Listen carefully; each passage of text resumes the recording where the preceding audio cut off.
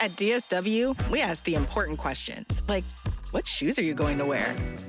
Whether you're prepping for wedding season, festival season, or just planning the ultimate vacay, the right shoes can make or break an RSVP. So own the moment. You've got big plans, and we've got just the shoes. At the perfect price, of course. Get ready to get ready with Designer Shoe Warehouse. Head to your DSW store or DSW.com today and let us surprise you. I'm Josh Mankiewicz, and I hope you'll join us for Season 5 of Dateline Missing in America. In each episode of Dateline's award-winning series, we will focus on one missing persons case and hear from the families, the friends, and the investigators, all desperate to find them. Maybe you could help solve a mystery. Search Dateline Missing in America to listen completely free or subscribe to Dateline Premium to unlock new episodes early. Voices for Justice is a podcast that uses adult language and discusses sensitive and potentially triggering topics, including violence, abuse, and murder. This podcast may not be appropriate for younger audiences. All parties are innocent until proven guilty in a court of law. Some names have been changed or omitted per their request or for safety purposes. Listener discretion is advised. My name is Sarah Turney, and this is Voices for Justice.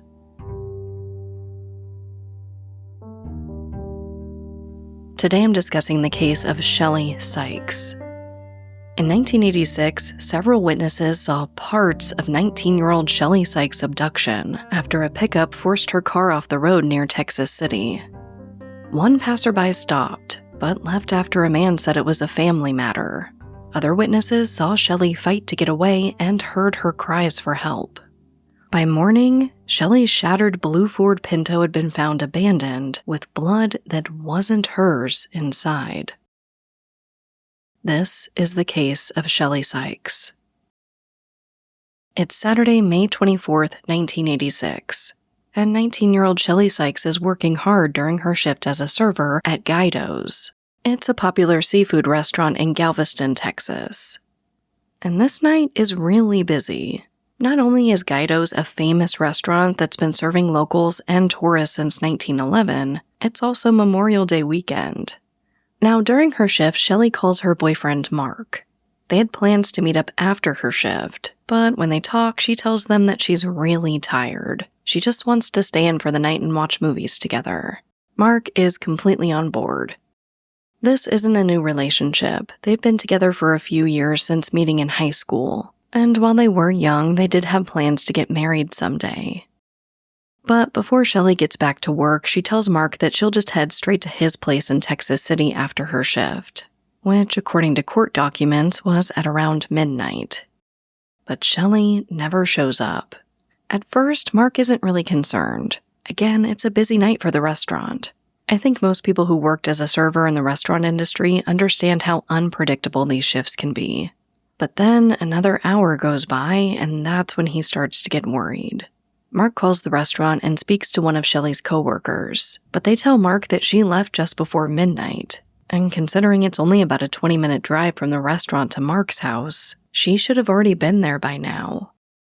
Mark wastes exactly no time looking for Shelley, but Mark lives with his dad, Jim, so when he tells them that he's going to go out and look for Shelley, Jim hops right in the car with him. They retrace the drive that they think Shelley most likely would have taken. They're keeping their eyes open, looking out into the dark Galveston night for any clue to where she could be. Then they get onto Interstate 45. This is the stretch of highway that connects Texas City to Galveston. And that's when Mark sees it. It's a faint light on the side of the road. He tells his dad Jim to pull over. And right when he stops, Mark jumps out of the passenger seat and begins running to the abandoned car on the side of the road. Immediately, he knew it was Shelley's blue Ford Pinto, but Shelley wasn't inside. The scene they find is nothing short of horrific. The driver's side window is smashed in, with glass lying on the seat. And there's blood inside and outside of the car on the driver's door and driver's seat. When Mark shines his flashlight into the car, he sees just one of Shelley's shoes still inside. Then he notices a footprint in the sand right next to the vehicle. So he assumes that somehow Shelley fled the car on foot. Now, of course, Mark and Jim find a phone to call the Galveston County Sheriff's Office. But when a deputy arrives on the scene, he doesn't seem to be too worried about the state of the car. The officer tells them that Shelley probably just got into a car accident and is most likely at the hospital. The officer also asks Mark if he wants to take Shelley's car from the scene back to his house. But thankfully, his dad Jim steps in. He immediately says absolutely not. They both feel that something bad has happened in that car, and he's not about to let his son drive away with a potential crime scene. It really seems that they're on their own at this point, so they go back home and they start calling hospitals looking for anyone who may have seen Shelley, or any Jane Doe who may look like Shelley, but they have no luck.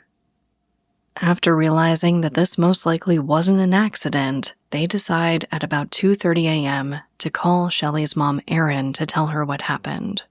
Shelley's family officially reports her missing on Sunday, May 25th, 1986. This episode of Voices for Justice is sponsored by Jones Road Beauty. I don't know about you guys, but I hate the heavy, caked-on look.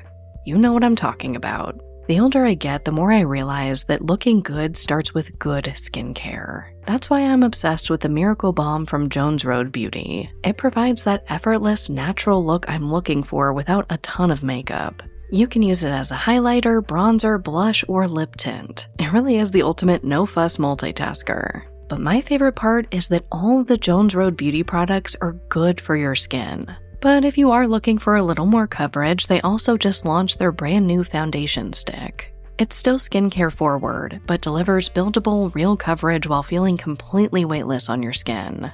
This is modern-day makeup that's clean, strategic, and multifunctional for effortless routines. For a limited time, our listeners are getting a free full-size mascara on their first purchase when they use code JUSTICE at checkout. Just head to jonesroadbeauty.com and use code JUSTICE at checkout. After you purchase, they'll ask you where you heard about them. Please support our show and tell them our show sent you.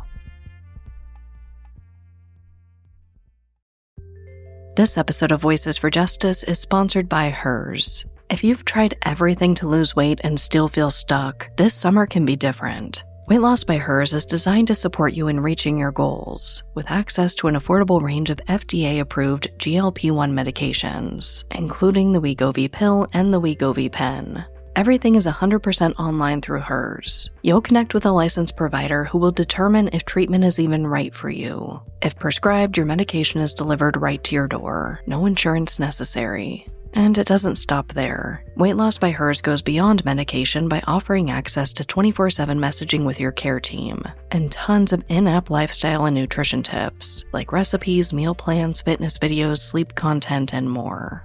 Ready to reach your goals? Visit forhers.com/crime to get personalized, affordable care that gets you. That's forhers.com/crime. forhers.com/crime. Weight Loss by Hers is not available in all 50 states. Wegovy is the registered trademark of Novo Nordisk AS. To get started and learn more, including important safety information, Wegovy clinical study information, and restrictions, visit forhers.com. After 19-year-old Shelley Sikes is reported missing to the Galveston County Sheriff's Office, investigators start with the biggest piece of evidence, the car, which, due to Jim's quick thinking, was at least left in the same position. So they go back out to Interstate 45, and luckily this time the responding officers don't shrug it off as some sort of possible accident. Eventually, they determine that the tire marks were consistent with having veered off the road, with the rear tire getting stuck in the mud.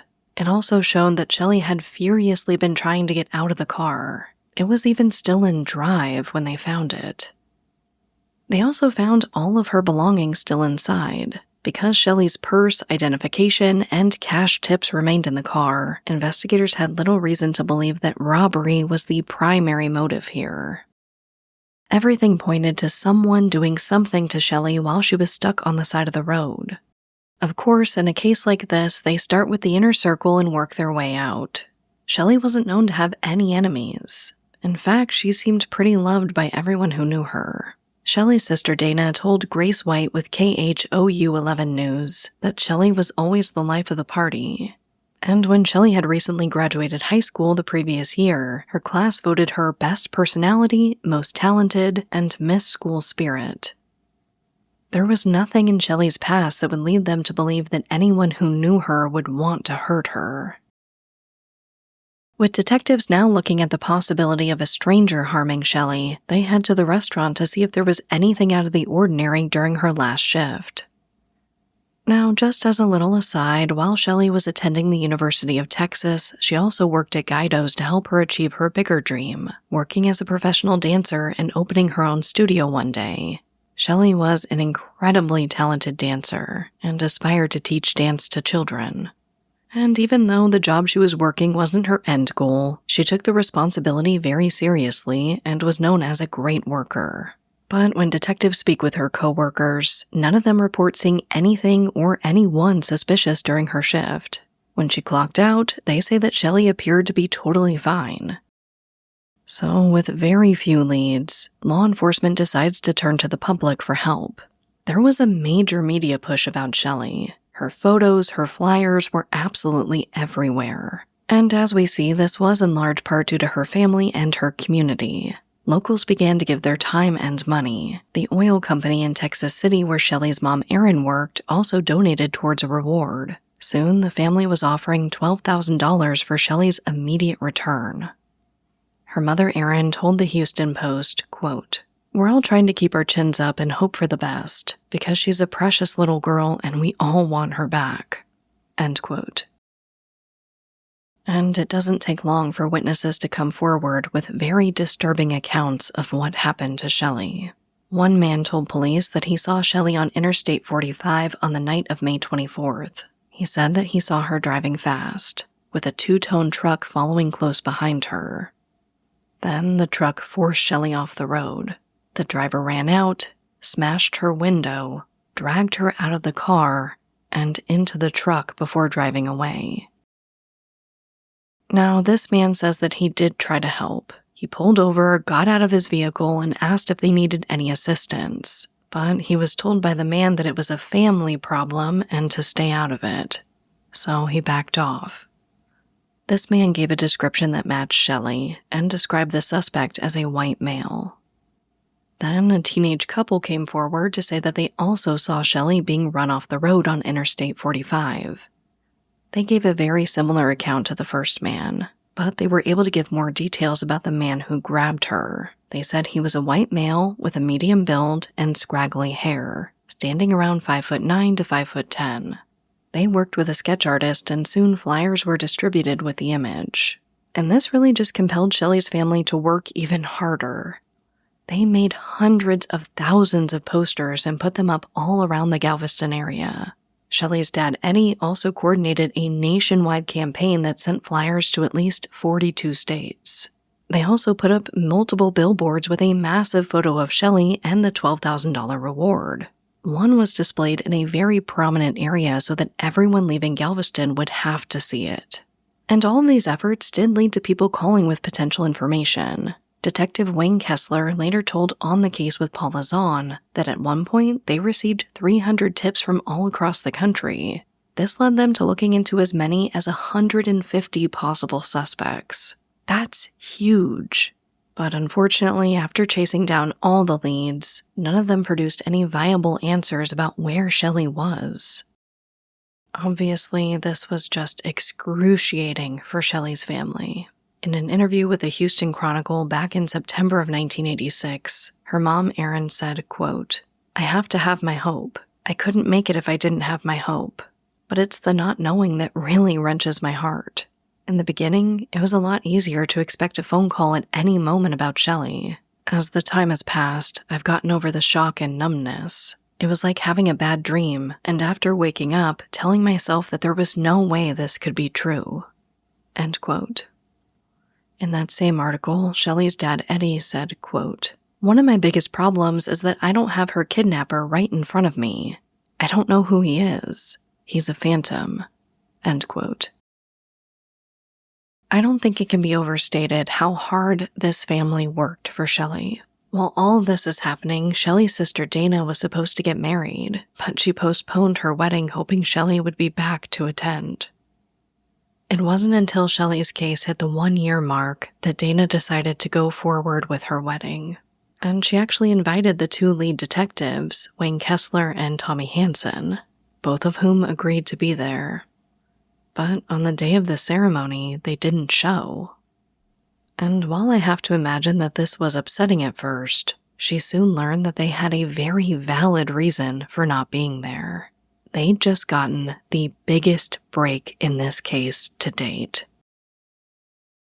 Amazon Health AI presents Painful Thoughts. Why did I search the internet for answers to my cold sore problem? Now I'm stuck down a rabbit hole filled with images of alarmingly graphic sores in various stages of ooze. I can clear my search history, but I can never unsee that. Don't go down the rabbit hole. Amazon Health AI gets you the right care, fast. Healthcare just got less painful. The Hulu original series, Furious, now streaming on Hulu and Hulu on Disney+. There are 3 victims we know of. The suspect is female, white, late 20s. Female serial killers kill for power, control. I believe there's a deeper motivation here. You have no idea who you're dealing with, and you are going to end up dead. I've been waiting for you. Watch the Hulu original series, Furious, now streaming on Hulu and Hulu on Disney+. For bundle subscribers. Terms apply. For approximately 13 months after Shelley disappeared, investigators had evidence that she'd been abducted, but didn't know who'd taken her. Multiple witnesses had seen Shelley being forced from her car. There was blood found in her Pinto. Despite there being several witnesses, they could only partially describe one of the men seen by her car that night. Then there was a major break that came after Shelley's family had launched a new publicity campaign around the first anniversary of her disappearance. According to court records, this renewed attention caused 29-year-old John Robert King to leave the Galveston County area and move to El Paso. Shortly after moving there, he attempted to die by suicide in a motel room. He called 911 for help and came forward with a shocking admission. According to reporting by Grace White for KHOU 11, King said, quote, "I think I know something about a girl that's missing in Galveston County," end quote. When the dispatcher asks her name, he says Shelley Sikes. And when the El Paso authorities investigated the attempted suicide, King began revealing information about Shelley's abduction. According to the Texas Court of Appeals, King implicated both himself and 32-year-old Gerald Peter Zwarst. He claimed that they kidnapped Shelley, assaulted her, and later killed her with a shovel. Now, of course, this is the first time that investigators received an account from someone claiming direct involvement in Shelley's disappearance. But King's statements didn't really immediately resolve the case. His story changed over time. He repeatedly shifted responsibility to Gerald Zwarst, and he never told investigators where Shelley was. Now, King did initially agree to cooperate with investigators. He returned to the Clear Lake area where Zwarst was living, and investigators placed a recording device on him. King then went to Zwarst's apartment and attempted to get him to discuss Shelley's kidnapping and the possible location of her remains. But Zwarst wasn't going for it, and he didn't make any useful admissions during that conversation. After this, the Galveston County District Attorney's Office decided to just ask Zwarst to speak with investigators voluntarily. On June 26, 1987, Zwarst and his girlfriend left his apartment. Investigators followed them into LaPorte, where a marked LaPorte police vehicle pulled them over. As officers approached, Zwarst quickly placed his hands beneath the dashboard. So at this point, officers draw their weapons. But he eventually puts his hands up, they realize that he's not armed, and they put them away. Galveston County Sheriff Sergeant Wayne Kessler and FBI Special Agent Flo Logan told Zwarst they wanted to speak with him about a major investigation. They also told him that he was not under arrest. and Zwarst agreed to accompany them to the North County building in League City. During the drive, investigators did not mention Shelley's case. However, Zwarst reportedly volunteered that he was not violent, did not use drugs, and had never hurt or killed anyone. He arrived at the building at approximately 7:07 p.m. Investigators again told him that he was not under arrest and he was free to leave. Zwarst said that he wanted to stay and get the matter straightened out. At 7:55 p.m., Judge M.W. Nelson informed Zwarst that he was being investigated for aggravated kidnapping and advised him of his rights. Zwarst signed a written form acknowledging that he understood those rights.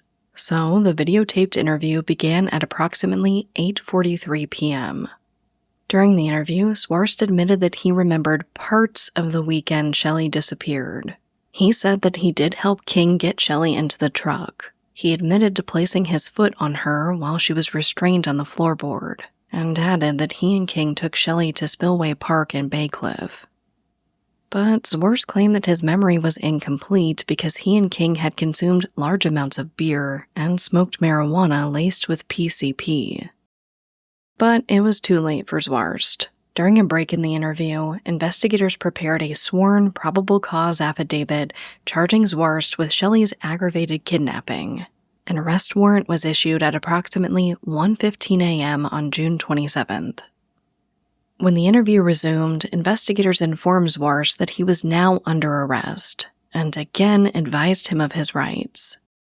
He made no additional admissions that night, but the following day, Zwarst did agree to take investigators along the route he said that he and King traveled after abducting Shelley.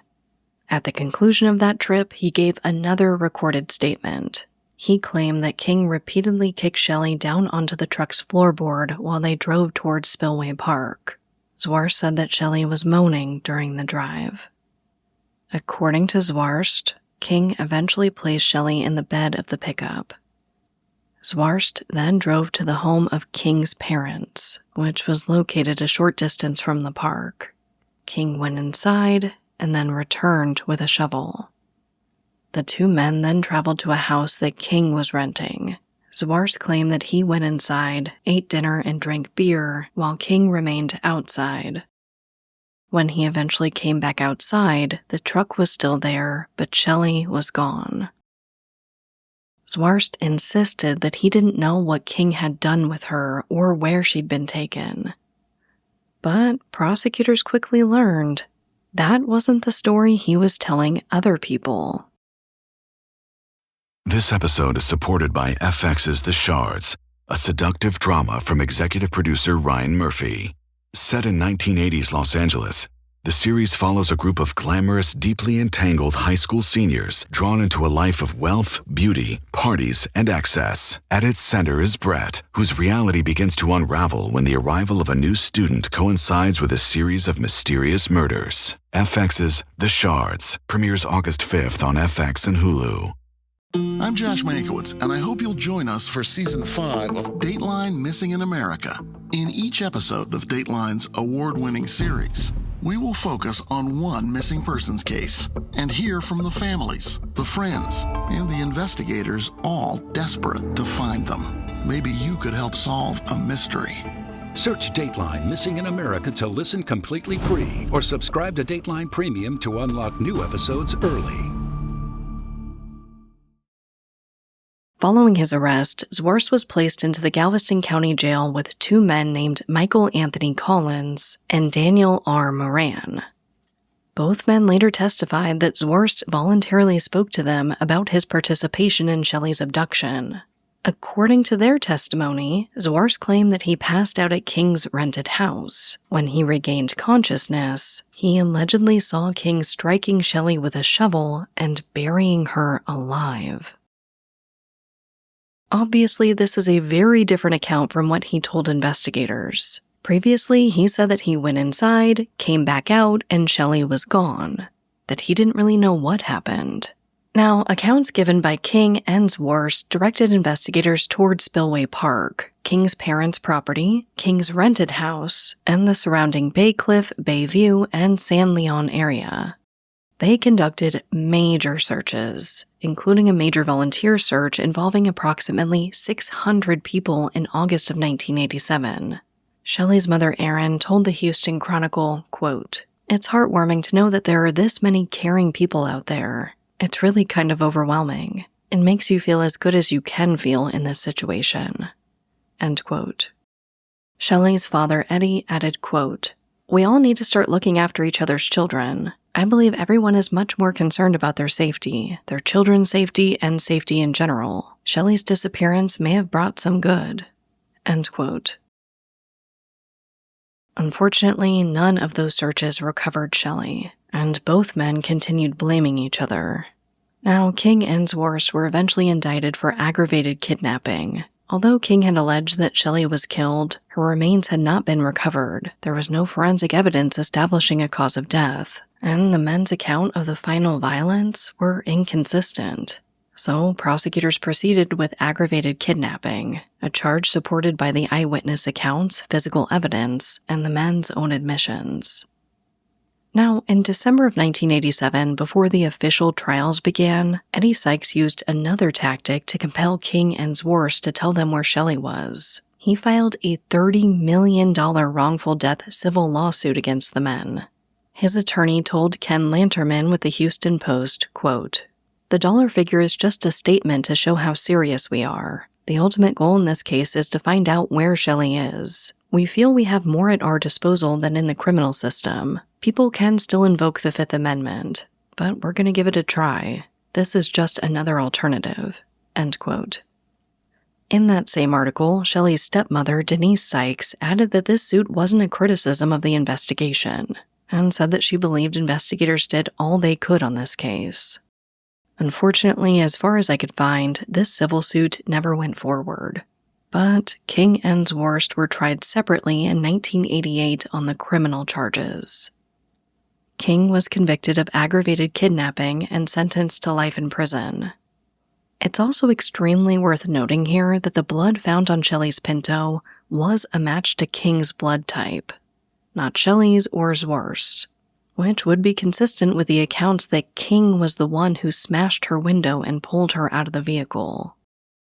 Zworst pleaded not guilty. Because of the extensive media in Galveston County, his trial was moved to Brazos County, and his case was really treated a bit differently, because no eyewitness could specifically identify him as the second man standing beside the road.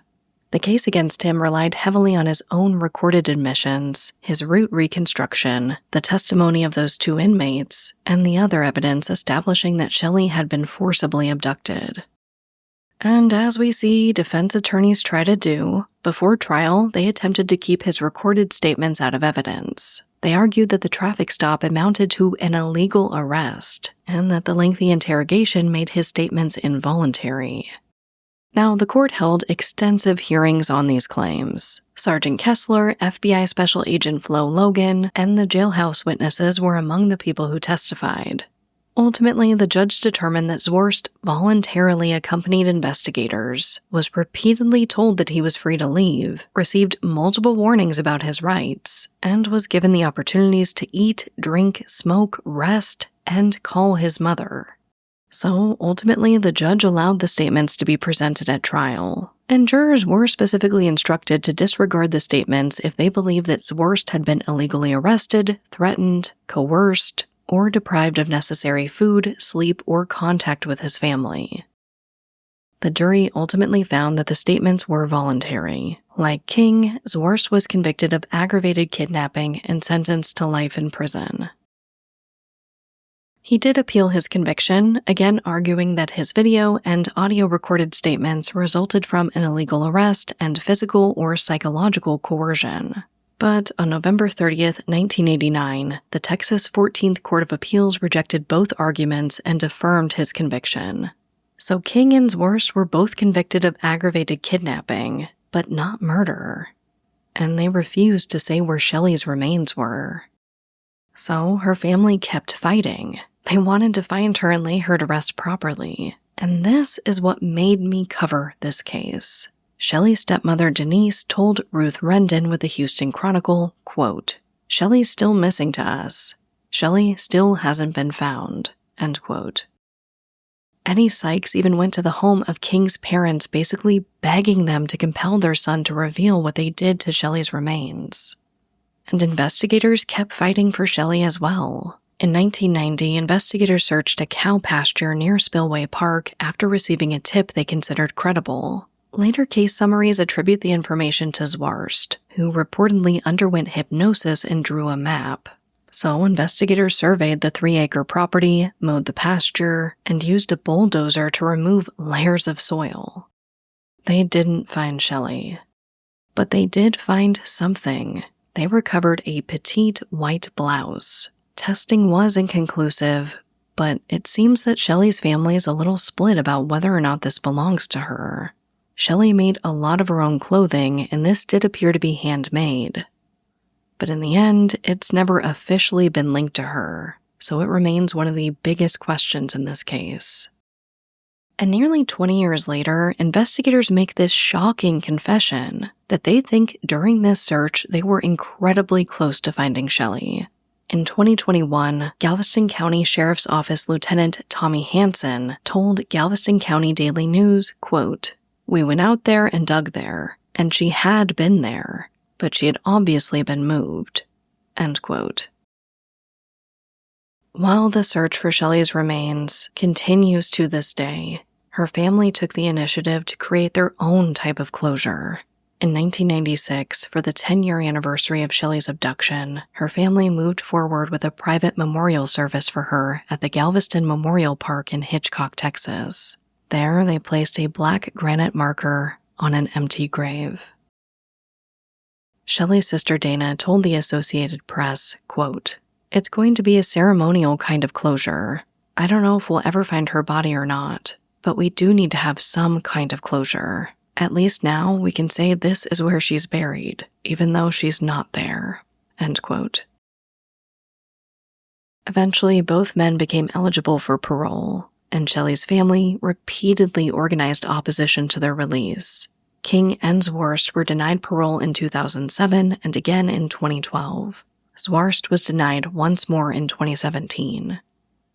John King died in prison in October 2015, and Gerald Zwarst died in prison in November 2020.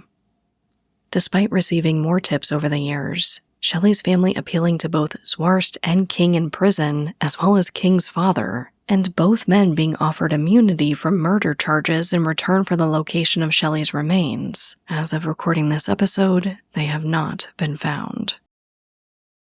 After King died, Dana told Grace White with KHOU 11, quote, "There was relief because I wouldn't have to fight his parole anymore. But then there was anger because he died without telling us where Shelley was." End quote.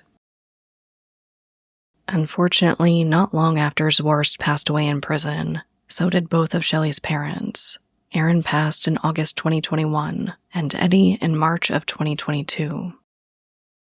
But it doesn't look like anyone has ever given up this fight to raise awareness for Shelley's case and bring her home.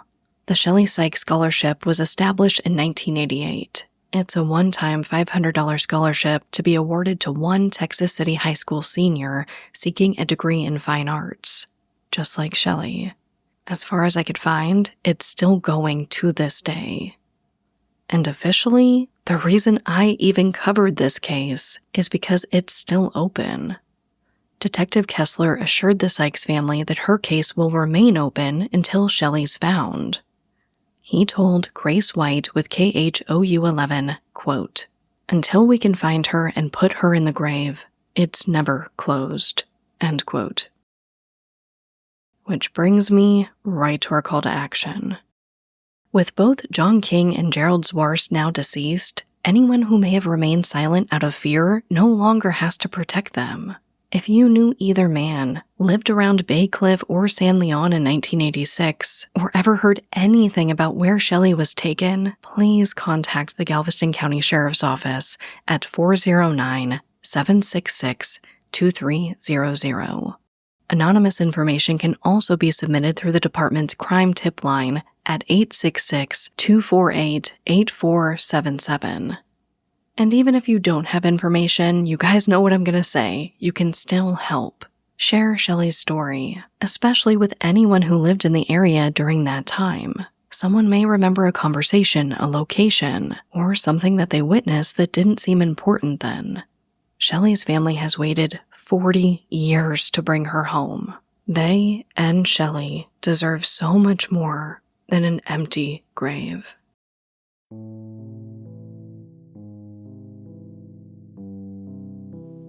As a reminder, 19-year-old Shelley Sikes was abducted out of her vehicle on the night of May 24, 1986 in Galveston County, Texas. Texas DPS described Shelley as a white female who stood at 4 feet 11 inches tall and weighed approximately 90 pounds with brown hair and brown eyes. She also had a scar on her right knee and could not bend her right index finger. Again, anyone with information is asked to call the Galveston County Sheriff's Office at 409-766-2300. Anonymous information can also be submitted through the department's crime tip line at 866-248-8477. But as always, thank you, I love you, and I'll talk to you next time. Voices for Justice is hosted and produced by me, Sarah Turney, and is a Voices for Justice media original. This episode contains writing and research assistance by Jessica Quaz. If you love what we do here, please don't forget to follow, rate, and review the show in your podcast player. It's an easy and completely free way to help us and help more people find these cases in need of justice.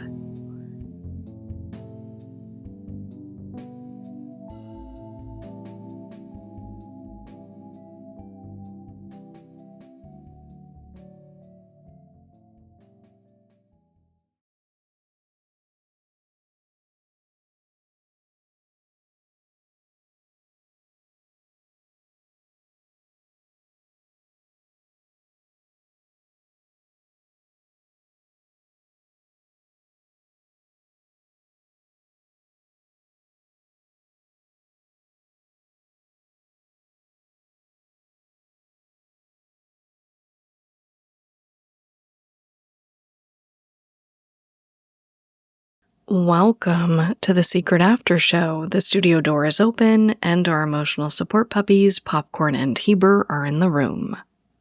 I am holding on to Popcorn tight for this one. It was heartbreaking. They're all heartbreaking, but I think this one just hit closer to home, and not just for me. This is a case that's technically solved in some ways, but remains unresolved because her remains haven't been recovered. And while, of course, this did remind me of my sister Alyssa, it also reminded me of Brandy Myers. When I covered Brandy's case, I spoke with her sister Kristen, and she made me think of the case in a really different way that I think applies here to Shelley's case. She told me specifically that she didn't want me to call her case unsolved, because the police told her who did it. We know that Brian Patrick Miller is most likely the person who killed Brandy Myers. At least that's what the police told Brandy's family. But they still needed her body. So she asked me to call it solved but unresolved. And that just always stuck with me. So I wanted to cover Shelley's case because I feel like families like ours really get kind of stuck in this void of the justice system. Our loved ones' cases don't really take priority to those where police are still trying to find the killer. And I do feel like Shelley's case is a bit different. I mean, my goodness, to have a detective say that so many years later, I think is a blessing.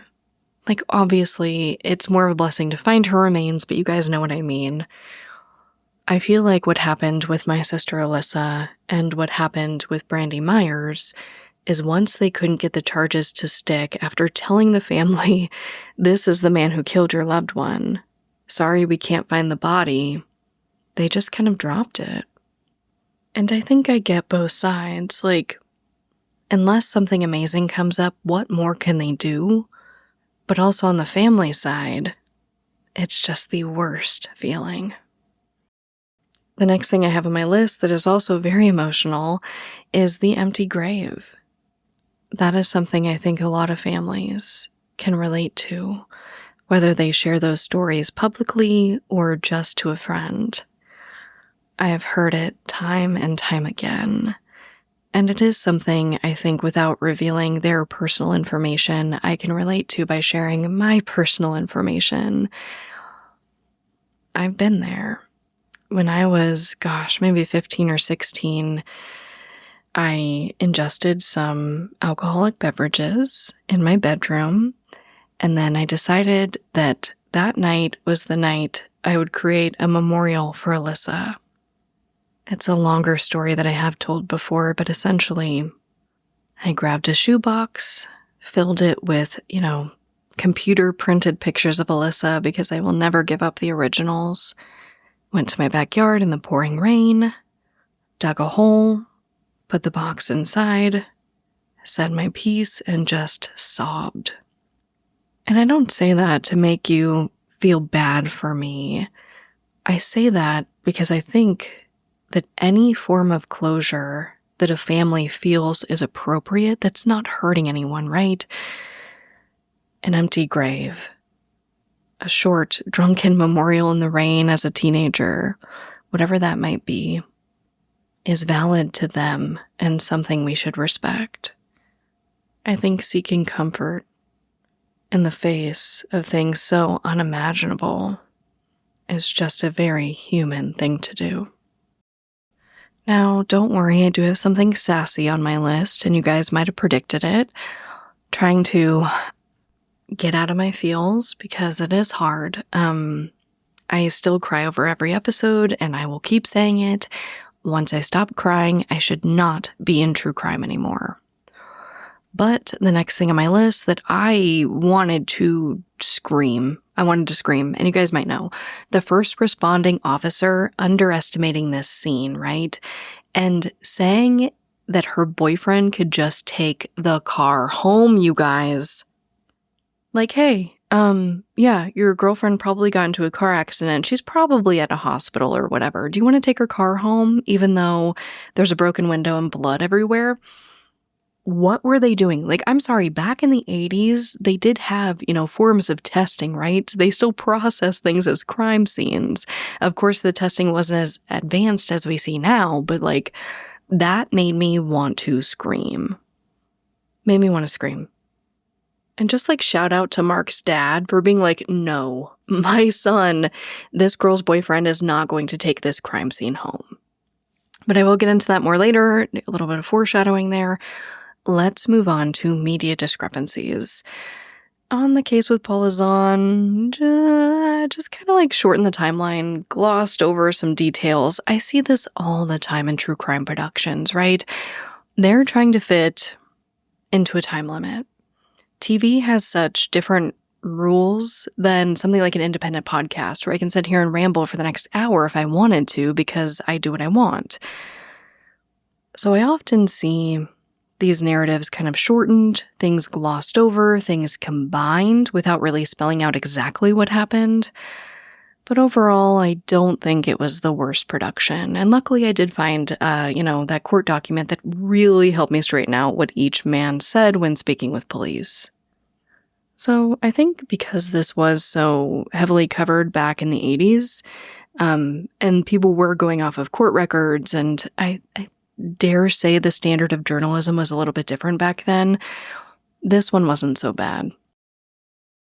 But let's go on to our heroes of the episode. You guys know what it is. It's Mark and Jim. Mark and his dad, Jim, right?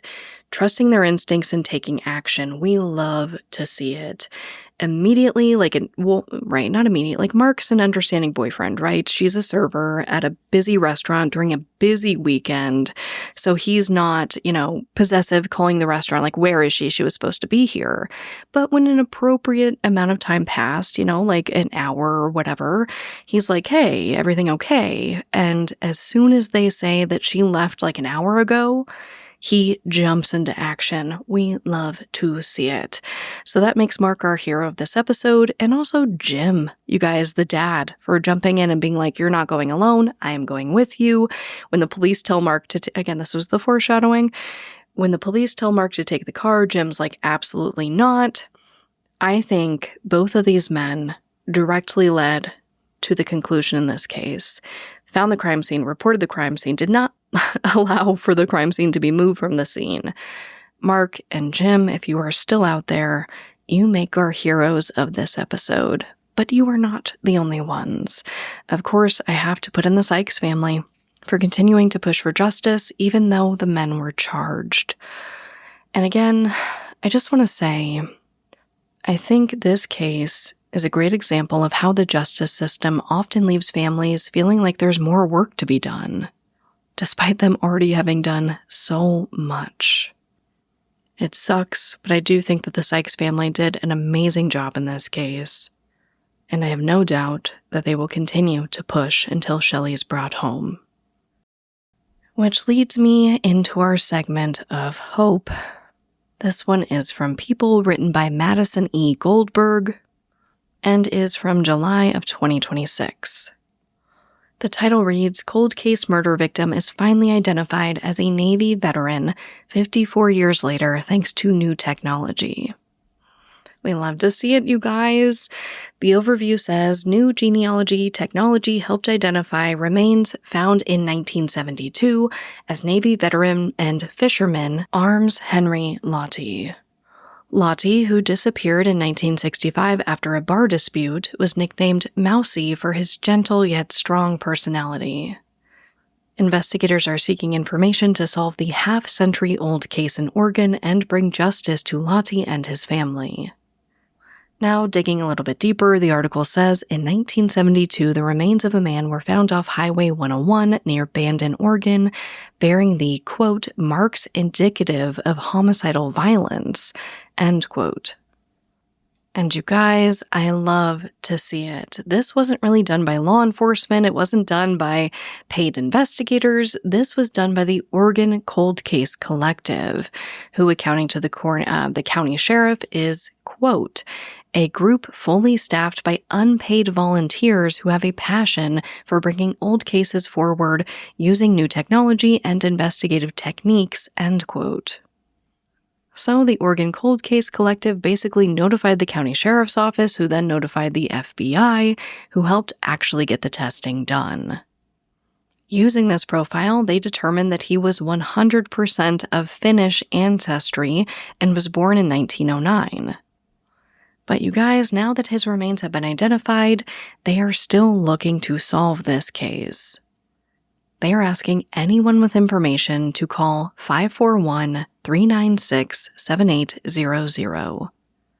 They're also directing you to leave that message for Special Deputy Fabrizio. This is such a fitting segment of hope for this case.